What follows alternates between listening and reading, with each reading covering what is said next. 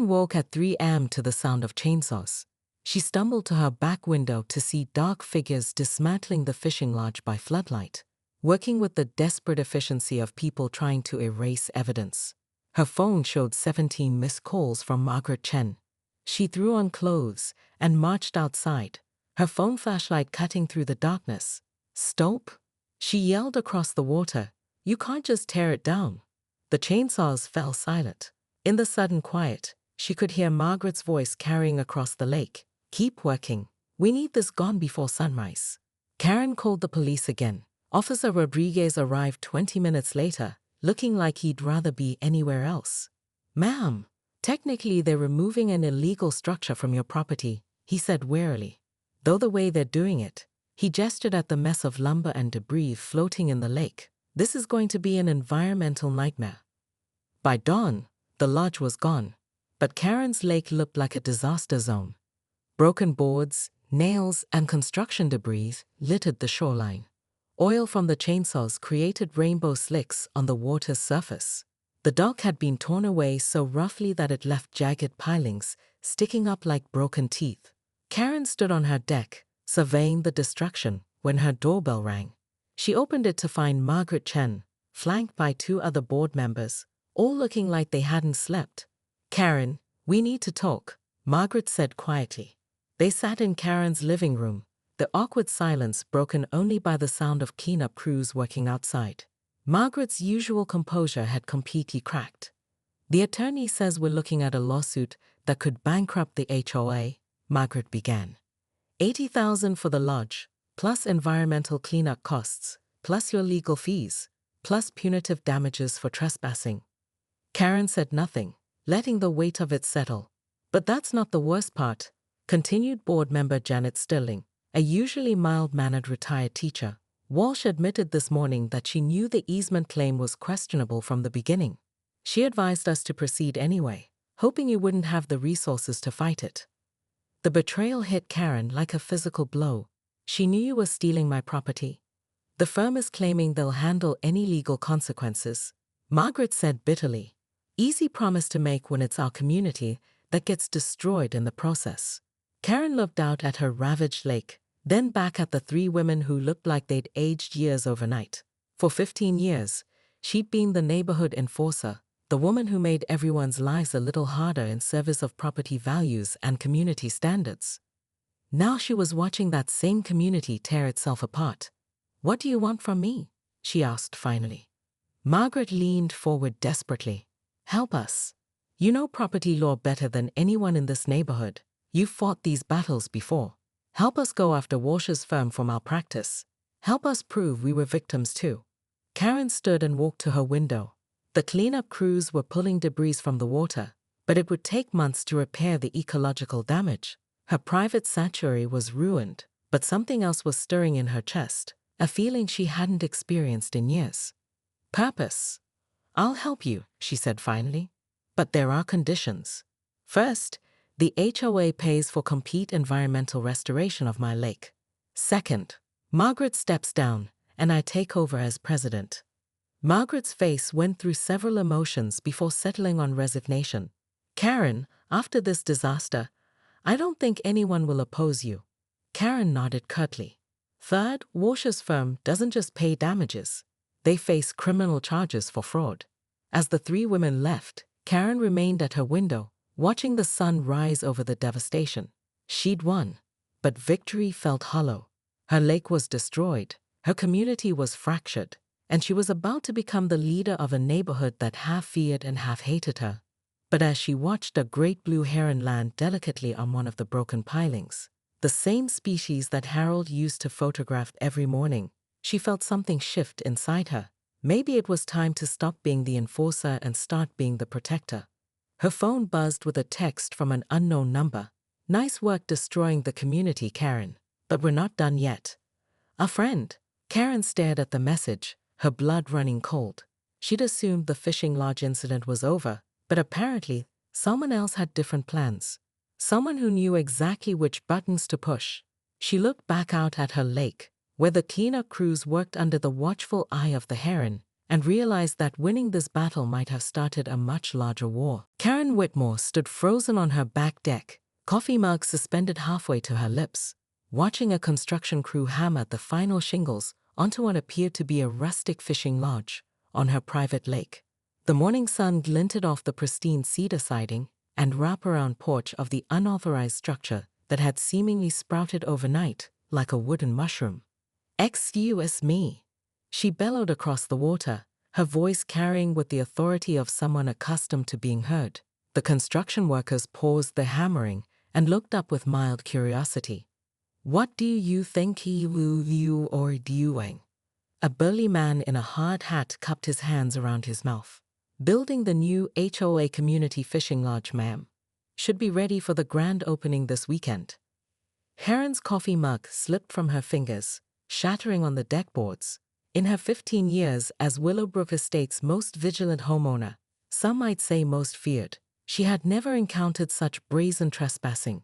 This wasn't someone's unauthorized garden gnome or slightly too tall fence. This was a full-scale building on her property. She marched inside and grabbed her phone, speed dialing Margaret Chen, the current HOA president. Margaret answered on the third ring with her usual cheerful tone. "Good morning, Karen. I was just thinking." "Margaret, there's a building on my lake," Karen interrupted, her voice dangerously calm. "Oh, you saw it. Isn't it wonderful?" The contractor finished ahead of schedule.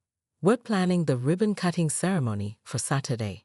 The whole community will finally have access to my private lake." Karen's voice rose to a pitch that made her neighbor's dog start howling. "Margaret, that is my lake. I own it. The deed is in my safe." There was a long pause. "Karen, honey, I think there's been a misunderstanding. The HOA purchased the lake rights from the county last year. We have all the permits and you have permits to build on someone else's property."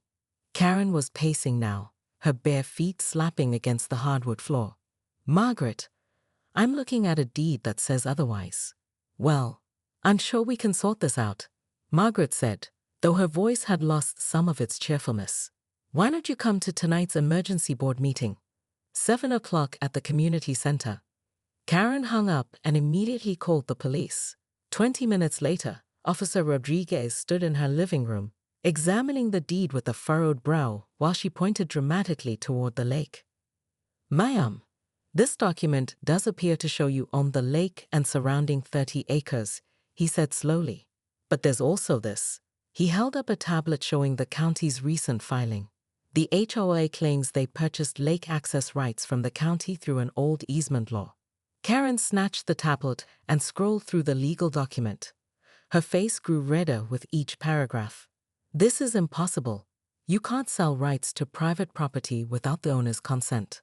Sometimes these old property lines get messy," Officer Rodriguez said diplomatically. "Especially when there are historical easements involved. You might need a lawyer." After he left, Karen stood at her back window, watching the construction crew pack up their tools for the day. The lodge sat smugly on her shoreline, complete with a dock and what appeared to be rental boat slips. Her private sanctuary, the place where she'd scattered her late husband's ashes just 3 years ago, had been violated by bureaucratic incompetence and HOA overreach. She opened her laptop and began typing furiously. If Margaret Chen thought she could steamroll Karen Whitmore with paperwork and permits, she was about to learn why Karen had never lost a property dispute in 2 decades. The Willowbrook Estates Community Center had never seen such a crowd. Karen arrived 15 minutes early to find the parking lot already full and residents streaming through the doors with the eager anticipation of people who'd heard there was going to be a fight. She clutched her leather portfolio containing copies of her deed, property surveys, and 30 pages of research she'd compiled in the past 8 hours. Margaret Chen sat at the board table looking like she'd aged 5 years since their morning phone call. Beside her, the HOA's attorney, a sharp-faced woman in an expensive suit, shuffled through a stack of documents with practiced efficiency. "Thank you all for coming to this emergency meeting," Margaret began, her voice shaky. "As many of you know, there's been a dispute regarding the new fishing lodge." "Dispute?" Karen stood up from her front row seat. "Margaret, there's no dispute. There's theft. You built a structure on my private property without permission. Murmurs rippled through the crowd. Some residents nodded in support of Karen. She'd helped many of them with their own HOA battles over the years. Others looked skeptical, clearly excited about the prospect of lakefront access. The attorney, Ms. Walsh, stood smoothly. Mrs. Whitmore, I understand your concern, but the HOA has clear legal standing. The county has historical easement rights to this lake dating back to 1892, when it was designated for community water access. These rights supersede individual property claims. Karen felt her face flush hot. That's interesting, Ms. Walsh, because I spent the afternoon at the county recorder's office. She opened her portfolio with deliberate precision. This 1892 easement you're referring to, it was for Mill Creek, which is 2 miles east of here. The lake on my property wasn't even created until 1967, when my husband's father dammed the natural spring. The room fell silent. Ms. Walsh's confident expression flickered slightly as she consulted her papers. Furthermore, Karen continued, her voice gaining strength, the county sale your client is claiming. It was processed by a clerk who's been under investigation for falsifying property transactions. The sale is invalid. Margaret looked like she might faint. Karen, we spent $80,000 on this project. The lodge is already built. Surely we can work something out? Work something out? Karen's voice could have cut glass. You want to work something out after you stole my land and desecrated the place where I scattered my husband's ashes. The emotional revelation hit the room like a thunderclap. Even Karen's harshest critics shifted uncomfortably in their seats. Margaret's face crumpled. Karen, we didn't know about Harold. If we'd known, you would have asked permission like civilized human beings, Karen finished coldly. But instead, you decided to bulldoze ahead because you thought you could intimidate one woman living alone. Tom Bradley, Karen's next-door neighbor, stood up. Wait a minute, Karen. You're not exactly innocent here. You've been terrorizing this neighborhood for years with your complaints and citations. Maybe it's time someone stood up to you. Several residents murmured agreement, and Karen felt the room's sympathy shifting. She'd made enemies over the years with her rigid enforcement of HOA rules. The teenage basketball hoops she'd forced removed, the Christmas decorations she'd deemed excessive, the garden borders she'd measured with a ruler. That's different, Karen said, her voice defensive. I was enforcing community standards.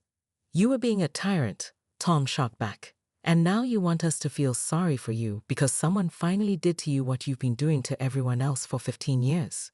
The room erupted in competing voices. Some defended Karen's property rights. Others aired years of grievances about her HOA enforcement. Margaret banged her gavel repeatedly, trying to restore order. Ms. Walsh leaned over and whispered something urgent in Margaret's ear. Margaret's face went pale, then determined. I'm calling for a recess, Margaret announced over the dine. The board needs to discuss our options. As the room began to empty, Karen remained seated, her hands trembling slightly as she closed her portfolio. She'd won the legal argument, but she was beginning to realize that winning and surviving were two different things. She'd made too many enemies in this community to simply declare victory and go home. Through the window, she could see the fishing lodge's lights twinkling across her lake like a taunt.